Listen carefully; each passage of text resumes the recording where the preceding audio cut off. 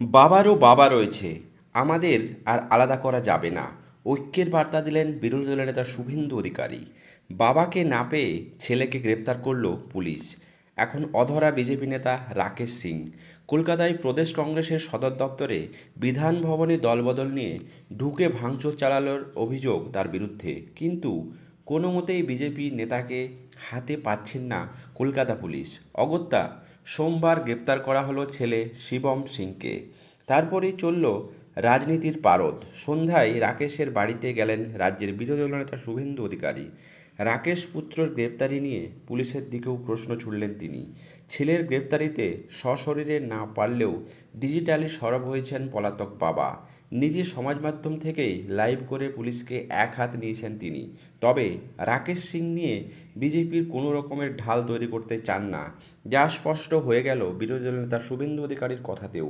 তিনি বললেন, রাকেশের বিরুদ্ধে অভিযোগ দায়ের হয়েছে কারণ উনি অন ক্যামেরা ছিলেন, পারলে গ্রেপ্তার করুন, জেল খাটান।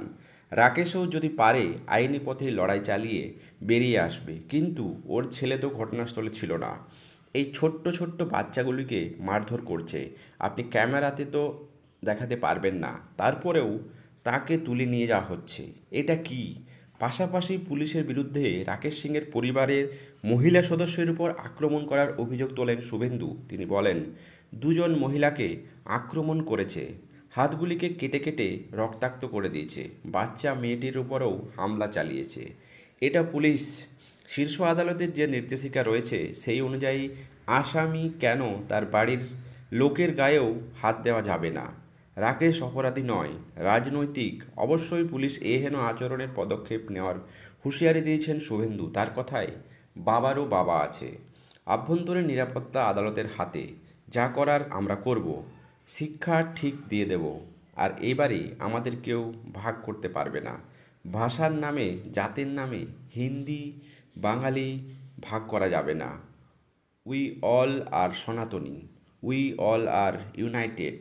এই কথাই কিন্তু জানালেন বারবার বিরোধী দলনেতা শুভেন্দু অধিকারী।